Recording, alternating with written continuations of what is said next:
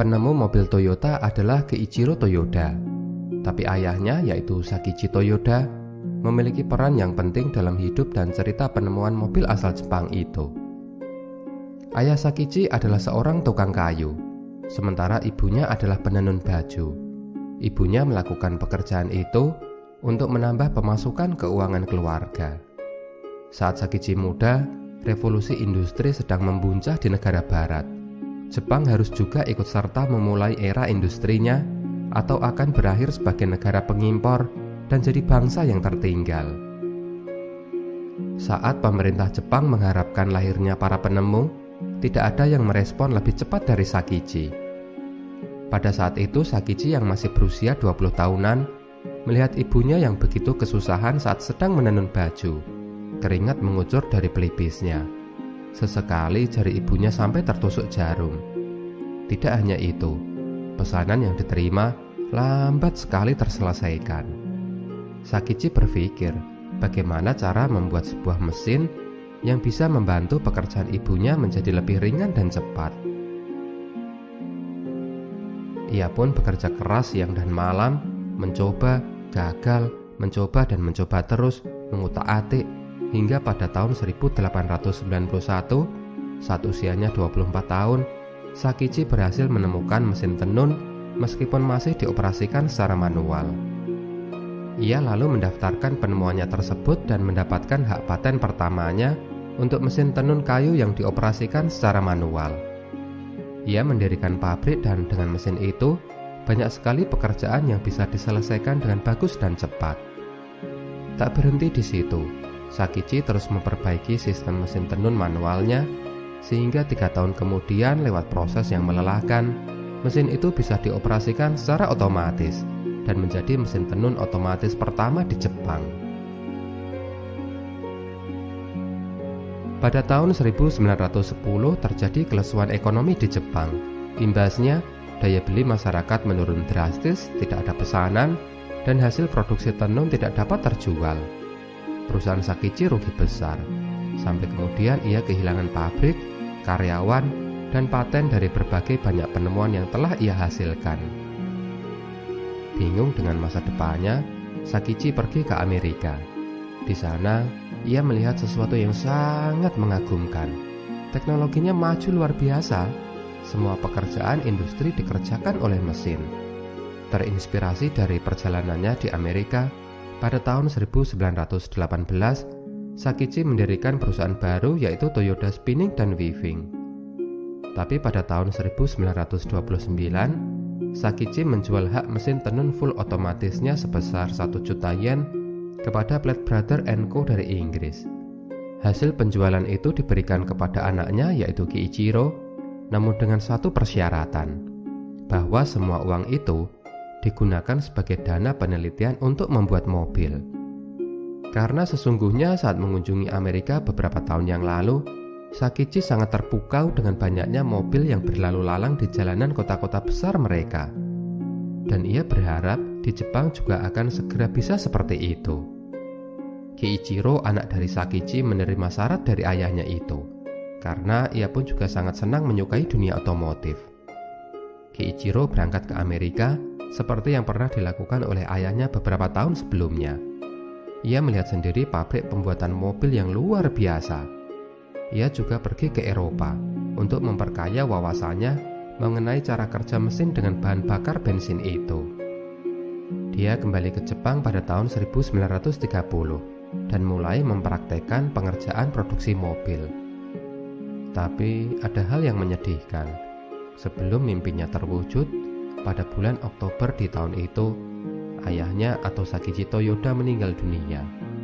Keiichiro sangat bersedih, tapi ia memiliki misi besar untuk memenuhi janji kepada ayahnya untuk dapat membuat mobil. Pada tahun 1933, Keiichiro meyakinkan orang-orang di sekitarnya untuk membuat divisi mobil pada perusahaan mesin tenun ayahnya. Keiichiro lalu bersama kawan-kawannya mulai membongkar mobil Amerika untuk memahami setiap komponen, satu demi satu. Pada waktu itu terdapat banyak sekali tantangan dan hambatan yang terjadi, karena teknologi dan industri pembuatan otomotif belum ada di Jepang. Mereka ketika kebingungan, ia terpaksa harus mencari tahu sendiri. Tapi hal itu tidak menyurutkan niat Kiichiro untuk mengejar mimpinya. Ia melakukan pekerjaan yang sangat sulit itu dengan penuh gairah dan perjuangan.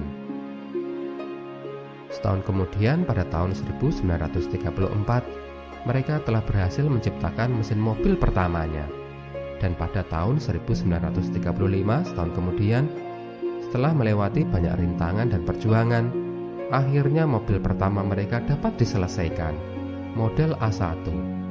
Mimpi menciptakan mobil pada akhirnya menjadi kenyataan. Tugas selanjutnya adalah bagaimana cara membuat mobil dalam skala yang besar dan membuatnya banyak ada di jalan-jalan di kota Jepang. Pada tahun itu, perusahaan merubah nama Toyota menjadi Toyota seperti sekarang ini. Alasannya, selain lebih enak didengar, kata Toyota ditulis dengan 8 kali goresan, angka yang dipercaya oleh orang Jepang membawa keberuntungan dan kemakmuran. Pada tahun 1937, divisi mobil Toyota menjadi Toyota Motor Corporation. Pada awalnya, kendaraan Toyota itu sering rusak, membuat pembelinya kecewa karena mogok dan jadi terlantar di jalan. Bisa ngebayangin kan, pada masa itu bengkel belum banyak ada, terus mobil nggak bisa di starter. Tentu pelanggan bakalan marah-marah, aktivitasnya terganggu. Tapi Kiichiro adalah orang yang bertanggung jawab. Mengetahui hal itu, ia langsung turun tangan. Ia mendatangi dan memperbaiki sendiri kendaraan itu. Dia membawa bagian yang bermasalah ke kantor untuk dianalisa di mana letak permasalahannya, lalu membuat perbaikan. Dengan filosofinya yaitu mengutamakan konsumen dan genshi genbutsu, yang artinya pergi dan lihatlah sendiri, untuk memahami apa yang terjadi.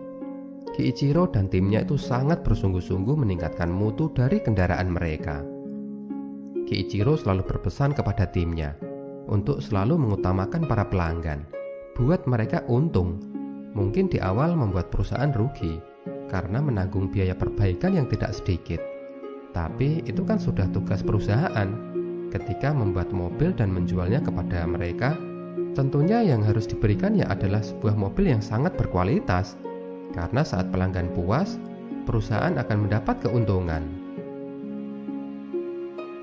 Kiichiro juga memperkenalkan sistem just in time atau tepat waktu. Sehingga dengan sistem itu, biaya produksi pembuatan mobil dapat menjadi lebih efektif dan efisien.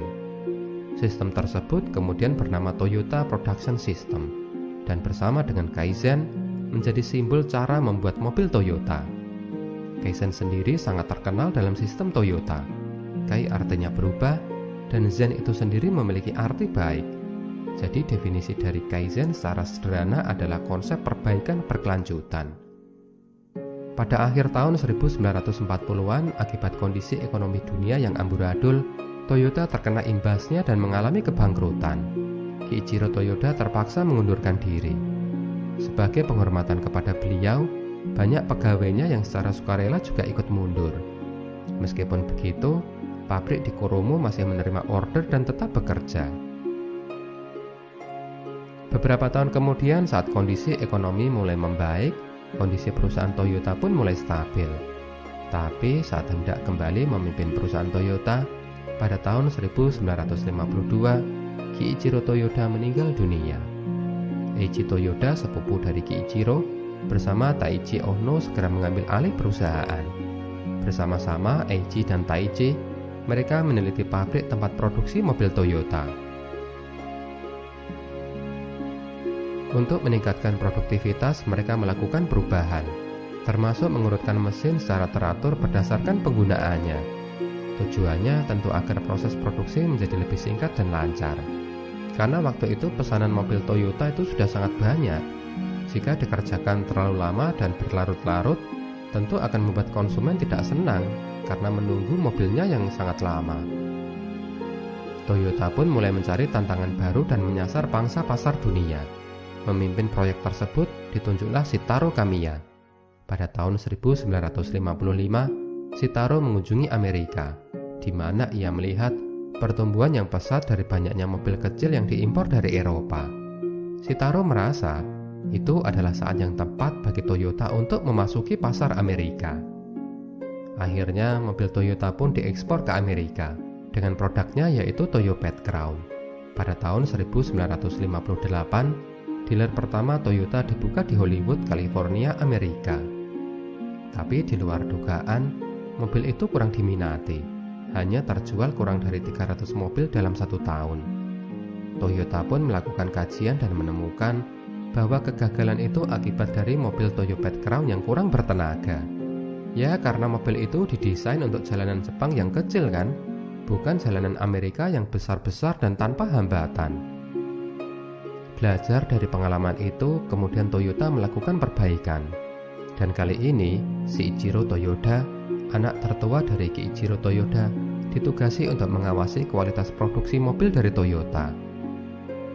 Dimulai dari Shiichiro inilah, Toyota menerapkan total quality control, yaitu pengawasan produksi mobil secara menyeluruh.